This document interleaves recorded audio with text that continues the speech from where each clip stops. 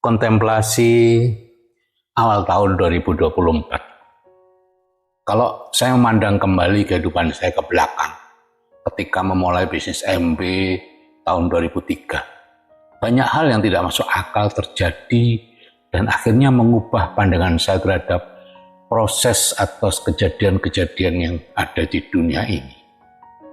Nah, beberapa hal yang menonjol akan saya ceritakan sepanjang ingatan yang saya miliki. Kali ini saya akan cerita tentang 3 hal saja. Yang pertama, di awal mengerjakan bisnis MB dengan sistem N21, ada pertemuan mingguan yang disebut Info Night, yaitu presentasi bisnis MB. Nah, oleh mentor saya, Pak Ojat, saya dianjurkan untuk secara rutin ikut pertemuan itu. Di Malang, awalnya pertemuan dilakukan setiap Selasa malam dan hari Selasa praktek saya tutup. Nah, saya 1 kali mengikuti pertemuan itu. Setelah itu tidak pernah bisa karena selalu ada pasien. Nggak sampai sebulan setelah saya ikut pertama kali, pertemuannya dirubah jadi hari Rabu malam. Jadi saya pun mengubah kembali jadwal praktek saya jadi libur pada hari Rabu. Dan sayang sekali, setiap Rabu sore selalu ada pasien sehingga saya tidak bisa mengikuti pertemuannya. Sebulan, 2 bulan lewat selalu terganggu. Kemudian saya diminta membeli kaset yang di dalamnya ada pelajaran membuat keputusan di depan cermin. Nah, Pak Ojat menyarankan saya melakukan hal itu. Saya pun berdiri di depan cermin dan dengan suara keras saya mengatakan, saya Sigit Setiawadi memutuskan untuk selalu hadir di pertemuan N21. Itu saya ucapkan 3 kali. Hari Rabu berikutnya, ketika kami siap-siap berangkat ke Malang, tiba-tiba bidan jaga melaporkan bahwa ada bidan yang mau mengirim pasien ke klinik Gantise, itu nama klinik saya dulu. Saya pun memutuskan untuk menolak pasien itu dan saya minta langsung mengirim ke rumah sakit di Malang. Ya, nanti saya carikan tenaga dokter untuk menanganinya. Nah, jadi kami tetap berangkat ke Info Night dan ajaib sekali. Ya, sejak itu sampai saya berhenti praktek 1,5 tahun kemudian, saya selalu bisa hadir ke Info Night. Bayangkan Bapak Ibu, selama 3 bulan tidak bisa hadir karena selalu terganggu pasien. Dan 1,5 tahun kemudian tidak terganggu sama sekali. Nah, kejadian yang kedua yang membuat saya percaya bahwa alam semesta ini penuh keajaiban yang bisa kita buat adalah ketika saya mengejar jumlah orang yang harus saya bawa ke seminar besar semacam SIGD sekarang ini ya. Pada awal seminar saat itu saya tidak terlalu paham sih tentang fungsi seminar bagi bisnis MB saya. Cuman selesai seminar, Pak Ojat menantang saya untuk mengajak 25 orang ke seminar kedua saya. Ya. Jadi kalau seminar sekarang Oktober tahun 2003, dan seminar berikutnya adalah Maret 2004. Ya. Dan saya melihat, wah masih ada waktu 5 bulan. Akhirnya saya menerima challenge mengajak 25 orang itu ke seminar berikutnya. Segala cara saya lakukan untuk mencapai goal itu. Ya, ada gengsi saya di situ. Saya sepanjang hidup saya, mohon maaf, prestasi-prestasi saya baik, mulai dari kuliah sampai kerja di puskesmas dan seterusnya, saya selalu punya prestasi. Sehingga ketika saya ditantang untuk mengajak 25 orang ke seminar, saya pikir itu ya mudahlah.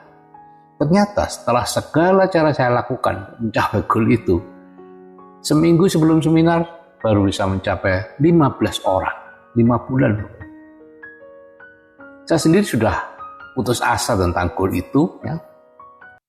Tapi pada Jumat malam seminggu sebelum acara, Pak Ojat meyakinkan saya bahwa saya bisa asal membuat keputusan. Jadi meskipun di pikiran saya rasanya tidak mungkin dalam waktu nggak sampai 1 minggu bisa dapat 10 orang, sementara selama 5 bulan baru bisa mencapai 15 orang. Tetapi karena saya ingin tahu caranya, akhirnya saya pun membuat keputusan di depan Pak Ojat ya, lewat telepon tentunya ya, barulah kemudian saya diajari untuk membuat possibility diagram, ya, menggambar itu ya. Orang yang sudah saya ajak, bulatan penuh, yang belum, bulatan titik-titik.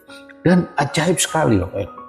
Esoknya sampai 4 hari ke depan, tiba-tiba saja ada ide untuk nelpon ini, nelpon itu, nelpon adik, nelpon atasan, dan setiap nelpon orangnya mau ke seminar. Bahkan sebelum saya mengajaknya, saya baru memberitahu bahwa ada seminar, dia sudah berminat untuk ikut. Dan akhirnya 25 orang bisa saya ajak ke seminar, dan itu menjadi modal saya untuk akhirnya membangun grup yang besar. Jadi mereka yang saya ajak itu sebagian besar semangat dan kemudian mulai membangun bisnis MB-nya sendiri. Nah, kejadian yang ketiga adalah saat saya mengejar SP. Ya. Nah, seperti biasa di setiap awal bulan, Pak Ojat nelpon kami menanyakan apa goal saya bulan itu. Saat itu saya baru aja break 12% ya, PV saya sekitar 5 jutaan. Ya.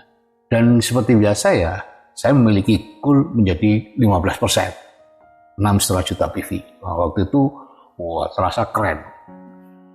Tapi Pak Ojat cerita bahwa bulan depan akan diadakan acara khusus silver producer ke atas, yaitu Go Diamond di Jogja. Ya, saya memang sudah mendengar itu, tapi ya itu rasanya di luar jangkauan pikiran saya. Silver producer itu belum ada di pikiran saya. Saat itu Pak Ojat mengatakan bahwa saya bisa ikut seminar itu, acara itu, kalau bulan ini bisa menjadi SP. Hah? Menjadi SP? Dengan grup hanya 70-an dan PV bulan lalu 5 jutaan. Tapi lagi-lagi Pak Ojat mengatakan bahwa saya bisa menjadi SP asal membuat keputusan. Nah, karena tergelitik ingin tahu caranya ya, saya pun memutuskan untuk menjadi SP. Kemudian Pak Ojat menunjukkan caranya, yaitu ya lagi-lagi membuat gambar semacam possibility diagram. Saya diminta menggambar grup saya yang jumlahnya 72 abu. Kemudian setelah saya gambar, di samping bulatan abu itu saya diminta menuliskan dengan potlot jumlah PV yang saya inginkan. Nah, udah dengan 72 abu, sudah pasti masing-masing harus di atas 200.000 PV.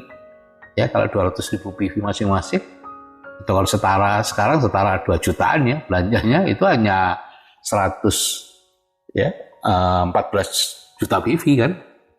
Jadi saya tulis dengan potlot dan 200.000, 250, 300.000 dan seterusnya. Sedangkan saya sendiri 350.000 PV. Ya, tentu harus menjadi yang paling besar. Nah,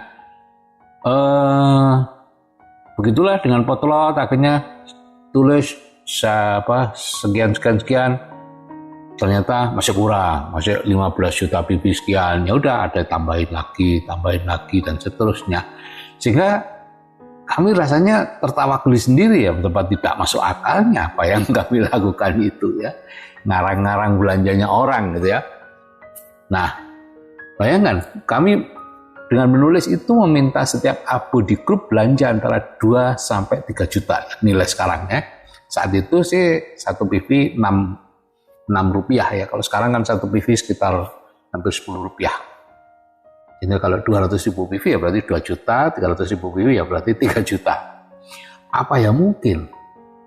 Tapi kami percaya dengan perkataan Pak Ojat bahwa kami bisa menjadi SP bulan itu. Dan satu-satunya cara menjadi SP adalah menciptakan belanja 16 juta PV di grup. Nah, besoknya tiba-tiba kami merasakan bahwa Pak A ini nggak bisa belanja 200.000, bisanya hanya 100.000. Pak B ini akan bisa 300.000 PV. Begitulah. Di awal-awal minggu itu kami ngotak-ngatik kembali jumlah belanja mereka, setip sana, ditulis, setip sini, dengan tetap mempertahankan jumlah totalnya 16 juta PV. Nah, kemudian kami pun belanja, ya tanggal 1 atau tanggal 2 itu kami belanja untuk memenuhi kewajiban kami sendiri. Setelah itu, ya pekerjaan bupati adalah menelpon mereka dengan format bertanya dulu apakah mereka sudah pernah mencoba produk MW. Ya, nah kalau saya kan bekerja, jadi nggak nggak bisa membantu Buati untuk nelpon karena saya ini agak gengsi kalau nelpon sebagai dokter kandungan nawari orang belanja. Wow, itu betul-betul di luar pikiran saya saat itu ya. Sekarang pun juga masih. Nah, jadi Buati yang melakukan semua pekerjaannya. Dan apapun jawaban mereka, mungkin belum mencoba, mungkin sudah kami puji dulu. Dan yang belum pernah belanja, kita tanya apa kendalanya, ya, apakah belum, dan langsung kita beri jawabannya. Kira-kira apa Bu ya kendalanya? Apa belum mengetahui produknya, atau belum tahu cara belinya, atau belum ada uangnya? Nah, kebanyakan menjawab belum tahu produknya dan belum tahu cara belinya. Nah, setelah itu kami tawarkan, ya kami katakan bahwa mumpung kami akan ke MB, yang Buati tentunya ya, kami tawarkan produk termahal di MB, yaitu AWTS ya, atau sekarang disebut Espring ya. Itu sekarang berapa Espring itu? 11 jutaan ya. Ya saat itu Atmosfer belum keluar sih. Nah, tujuan menawarkan produk termahal adalah menunjukkan ke mereka bahwa kami berprasangka baik ke mereka. Kami menganggap mereka orang yang mampu ya. Dan ya tentu saja tidak ada seorang pun yang mau membeli AWTS dengan cara seperti itu. Tapi tujuannya bukan menjual AWTS. Ya.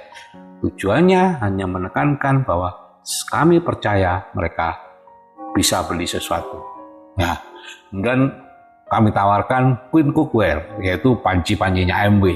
Nah, begitulah dari hari ke hari Buati menelpon di para abu itu untuk membantu mereka belanja. Jadi kita tawarkan ini, diturunkan lagi, dan ya. Dan sampai tanggal 30 ya, hari terakhir bulan itu saya berangkat ke rumah sakit, PV kami baru 10 jutaan ya. Baru 15% gemuk lah. Pak Ocet dan Buati terus berkomunikasi ya, karena saat itu hanya Pak Ocet yang seorang platinum yang bisa mengetahui PV kami dengan melihat komputer di store MW di Jakarta sana. Kami tidak punya akses untuk melihat, beda dengan sekarang ya. Sekarang semua orang bisa melihat PV-nya setiap saat. Saat itu belum bisa. Dan ketika saya pulang dari rumah sakit sekitar jam 3 sore, dan biasanya ya pulang dari rumah sakit saya mencoba tidur di mobil ya, karena perjalanan sekitar 1 jam Batu Malang itu sangat berharga untuk saya waktu itu ya, karena saya tidak pernah tahu apakah sampai rumah itu masih bisa istirahat atau enggak ya.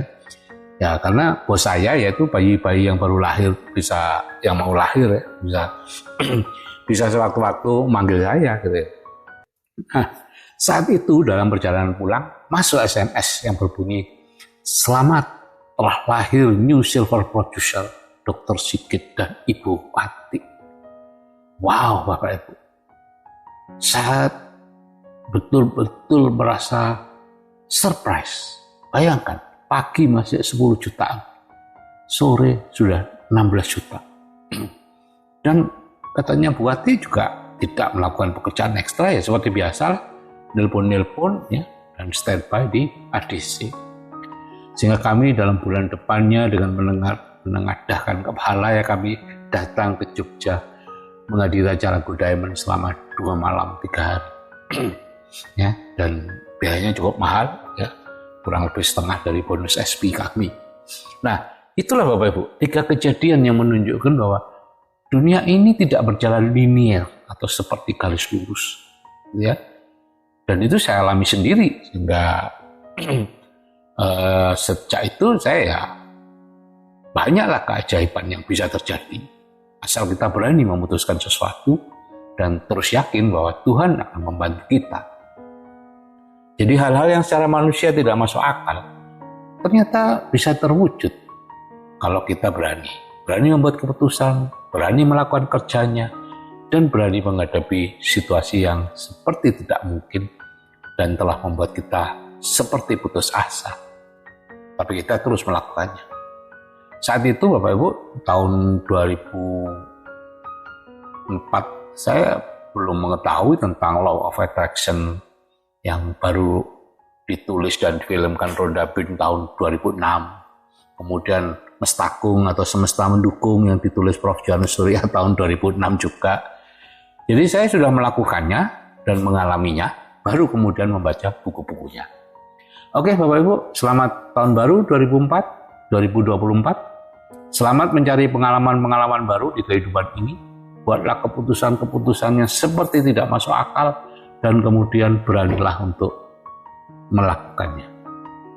Sehingga Anda bisa terasah menjadi seseorang yang semakin baik dan semakin baik. Saya akhiri, Assalamualaikum warahmatullahi wabarakatuh.